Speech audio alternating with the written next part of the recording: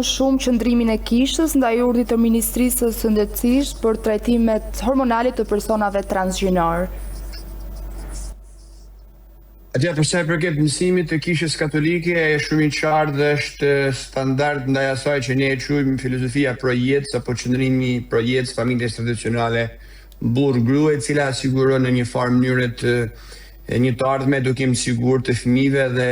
një jetë të shëndetshme. Për sa i përket udhëzimit në fjalë, ne kemi reaguar pikërisht për faktin sepse një udhëzim i tillë me gjitha ato shtojcat e tij apo nene që parashikohen që të vendosen në aplikim siç ishte edhe shkresa e zëvendësministrit të shëndetësisë, bie nesh totalisht jo vetëm me atë çka është mësimi zyrtar i kishës katolike, por bie nesh me atë çka është shëndeti i shoqërisë. Reagimi jonë nuk është për një pozicion thjesht doktrinor dogmatik i kishës katolike, por është një pozicion i cili synon që të vendos në qendër të vëmendjes rrallë shqiptar, shëndetin e shoqërisë tonë dhe një siguri për atë që është familja tradicionale, mbrojtja e saj që është edhe një pozicion që ka karakterizuar gjithmonë kishën katolike.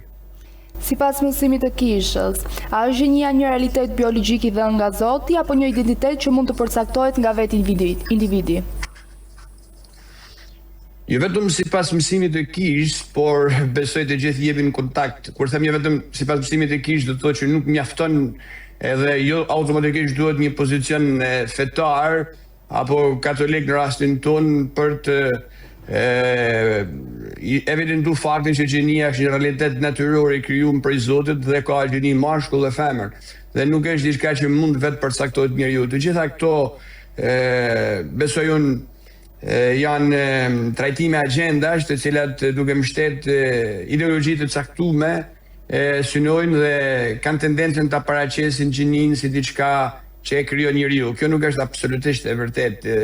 Gjenia njerëzore, ashtu siç thonë të gjithë librat e shenjtë, jo vetëm Bibla, por edhe siç na mëson edhe në fakt, vërtet biologjia është mashkull dhe femër, sepse nuk duhet dhe nuk mund ta reduktojmë gjenin vetëm në një tërësi rolesh që luhet. Ajo megjithatë është një dhanë anatomike e biologjike,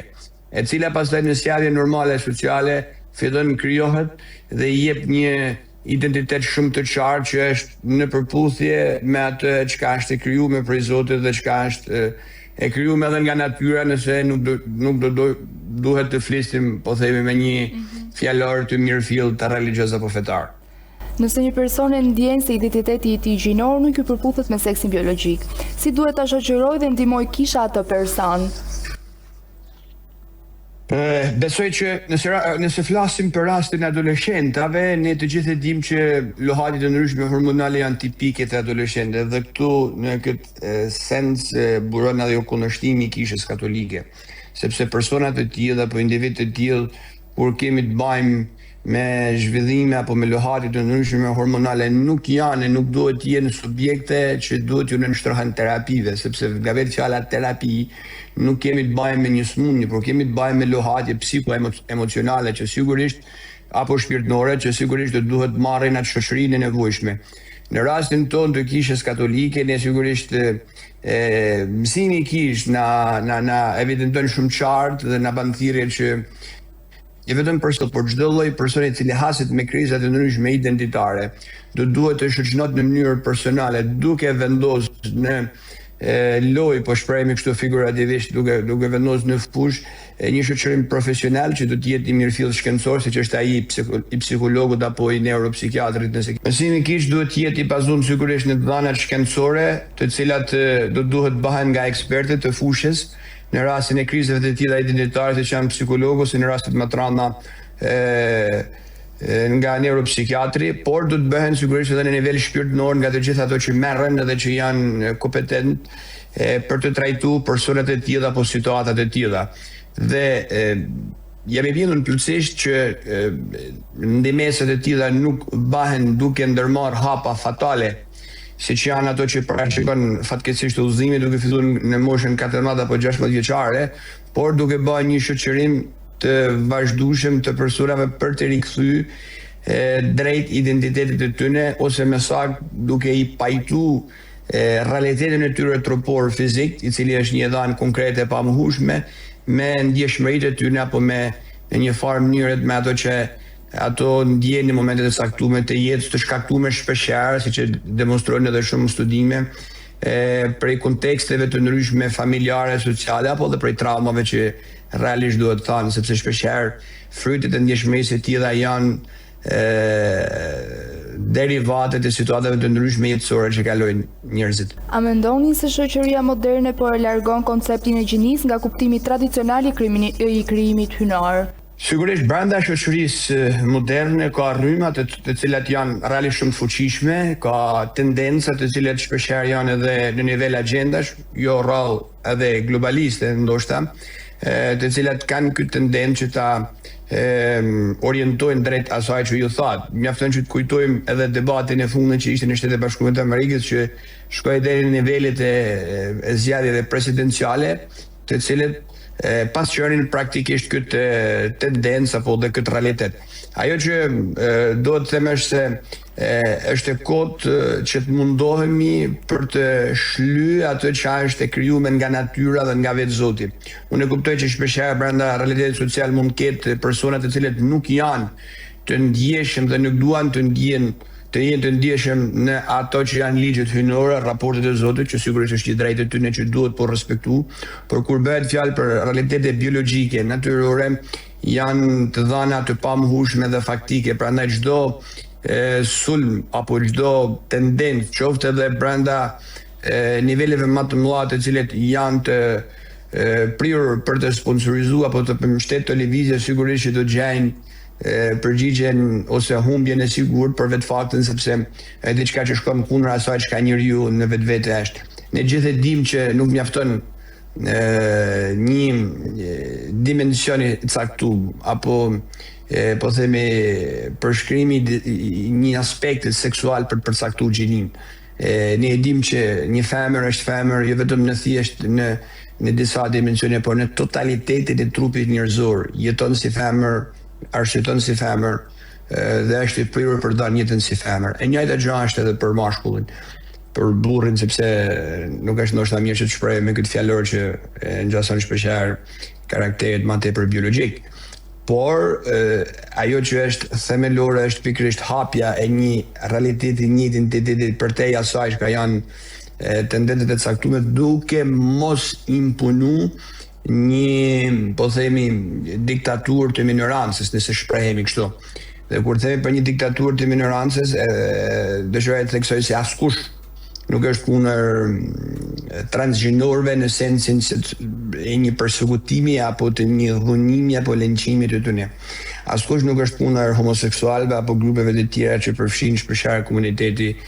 LGBT+, i cili ka tendencën që t'i mbështes apo t'i promovoj këto ideja, por është diçka tjetër pranimi tyre, mbështetja tyre, diçka tjetër trajtimi tyre apo i fenomeneve të tyre si diçka normale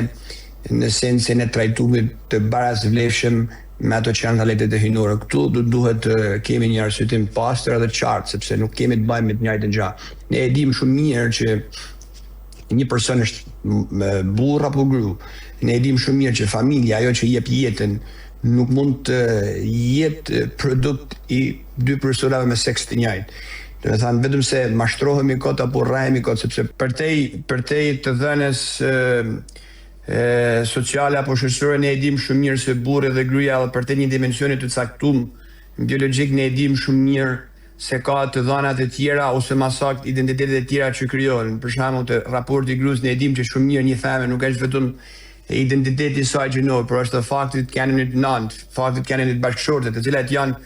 identitetet që krijohen në lidhje me gjinin si realitet i krijuar nga biologjia dhe i krijuar nga Zoti. E njëjta gjë vlen edhe me burrin, ku të cilat përtej identitetit e tij seksual apo gjinor, të cilat krijohen vazhdueshmërisht nga thirrja apo realitetet e cilat janë praktikisht të lidhur me atë që kanë në të vërtetë është dhe do duhet jetë jo vetëm për veten, por edhe për tjerët. Pak më parë thej që nuk je kundër LGBT-s apo homoseksualëve, por doja të di, a janë të pranuar këto nga komuniteti fetar? Duhet kemi bëjmë një dallim shumë të qartë. Kur themi duhet kemi një qartësi. nuk jemi kundër homoseksualëve në sentin që neve praktikisht personat të cilët kanë tendencët e tjera, kanë ndjeshmëritë e tjera. Ne nuk jetojmë që të luftojmë ose nuk punojmë në misionin tonë që të përjashtojmë. Sigurisht si individa, si persona të tyra, ato janë shumë të pranumt dhe të mirë pranumt. Beles neve kemi si Kishë Katolike edhe pastorale të caktume të thotë dhe premtari baritore që merren me shoqërimin e tyre, me një farë mënyrë me një kujdesit veçantë ndaj personave që të mos jenë të bullizuar, mos jenë të përnjekur apo mos jenë persona të cilët vujnë. Por kur themi ne nuk i pranojmë, ne sigurisht nuk pranojmë që bashkimit e tyre të trajtohen në të njëjtin nivel si bashkimi burr-gru. Do të thotë këtu derivon nga koncepti i familjes i cili është totalisht i vetëm dhe i pandryshueshëm. Familja është produkt i një burrit me gruan që martohet dhe të cilët janë të aftë biologjikisht, naturalisht të përcjellin jetën. Kisha Katolike nuk pranon asnjëherë që deformohet ky realitet natyror hyjnor. Dhe në këtë aspekt nuk duhet të një farë mënyrë të kornizohemi si persona të cilët urrejmë apo jemi kundër individëve të caktuar. Absolutisht, në themel të krishterësimit qëndron dashuria. Dhe dashuria është pa kusht ndaj secilit. Kjo nuk do të thotë që dashuria të shkojnë në dashuri të pranimit të deformimit të realiteteve jetësore e themelore. Dashuria është gjithmonë ndaj personit dhe refuzimi është ndaj aktit. Si duhet të reagojnë prindrit e krishterë kur fëmia e tyre shpreh dëshirën për të ndryshuar gjini? Sigurisht prindrit e krishterë janë të vetëdijshëm ose më saktë duhet të jenë të vetëdijshëm se përballë këtyre dëshirave apo përballë këtyre tendencave shpeshherë që ndodhen në moshën dhe është normale shpeshherë që ndodhen në moshën adoleshenciale, ku siç e thash edhe në fillim të bisedës, kemi lohatje jo të vogla hormonale. Në këtë rast do duhet sigurisht një shoqërim i mësishëm dhe mos shkuarja drejt vendimeve ekstreme që edhe nga shumë raste të cilat kanë kurajin të denoncojnë janë dhe do të jenë edhe rezultojnë fatale. Jo ma shumë se sa vitin e kaluar qeveria amerikane ka humbur nëse s'gaboj 100 milion apo 200 milion dollar nga gjyqjet të cilat janë të bën pikërisht nga individ të cilët kanë shkuar dhe kanë bërë operacione duke pas pasoja fatale për jetën e tyre dhe janë duke konsideruar si të pa vetëdijshëm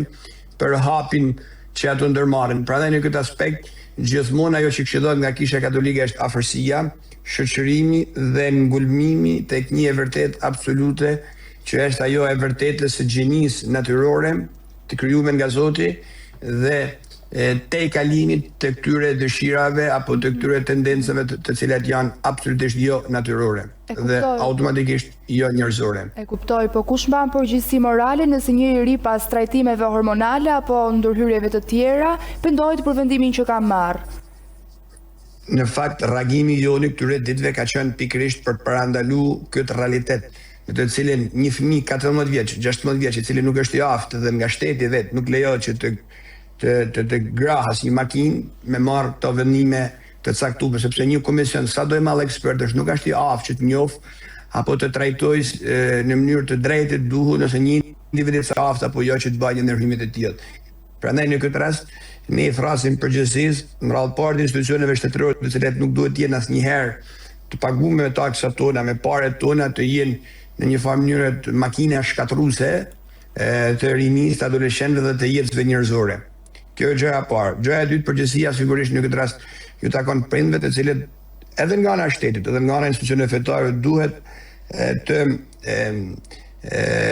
parandalojnë, informohen ose më saktë t'ju jepen elementet e duhur për shoqërimin dhe për trajtimin e këtyre rasteve pa shkuar në këto ekstreme. E kuptoj, po a mendoni se kjo çështje prek vetëm individin apo ka pasoja më të gjera në familje dhe në shoqëri? Jo, automatikisht e thad në pyetjen, individi është produkti i një familje. Familja është ajo baza themelore asaj që është shoqëria.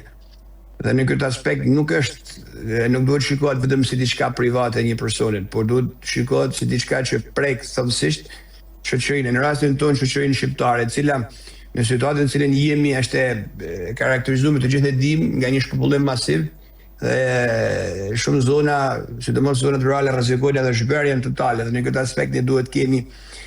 politika të cilët favorizojnë jetën me gjitha në përgjithësi, në rastin konkret familjet e reja, të cilat do duhet të ndihen të stimulum dhe të ndihmum që të realizojnë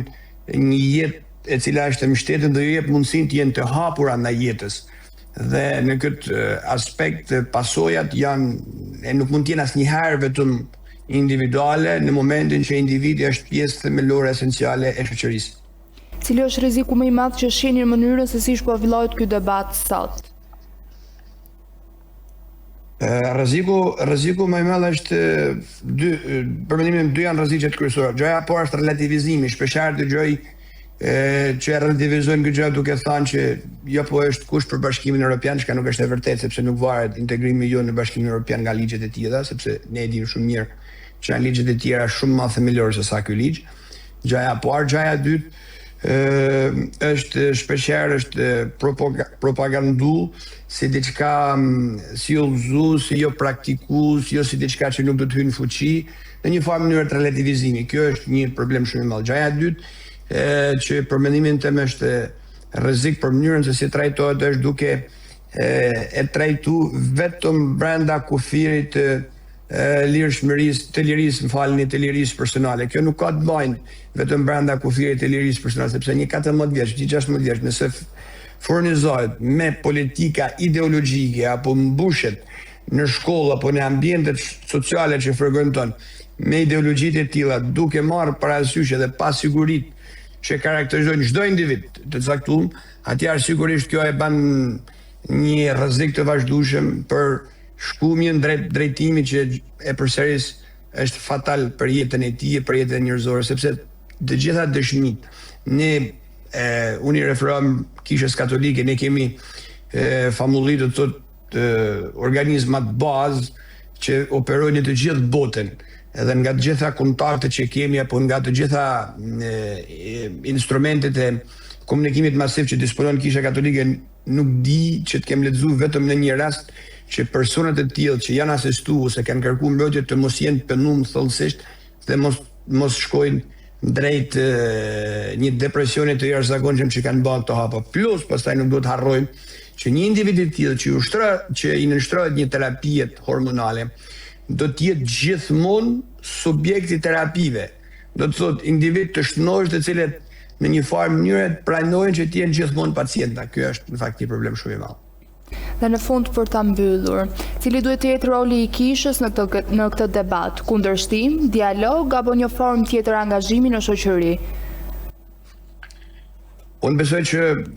roli i Kishës Katolike shtrihet në të gjitha ato tre aspekte që ju përmenda. Në radhë parë në kundërshtimin e asaj çka është jo njerëzore, jo morale, jo etike, edhe në këtë aspekt jo familjare. Pastaj sigurisht do të jetë edhe dialog në sensin që hajde të ulemi të diskutojmë hapat e nevojshëm, instrumentet e duhura për persona që mund të kenë dëshmëritë e tilla, si të shoqërojmë dhe si të kujdesemi për to, dhe automatikisht pastaj në esencën e vet, në vokacionin, në thirrjen e saj themelore që Kisha Katolike ka, do të jetë patjetër edhe një rol shoqërues që Kisha e bën jo vetëm me këto persona, por me gjithë ato persona që janë vulnerabel apo hinë ato shtresat e marginalizuara.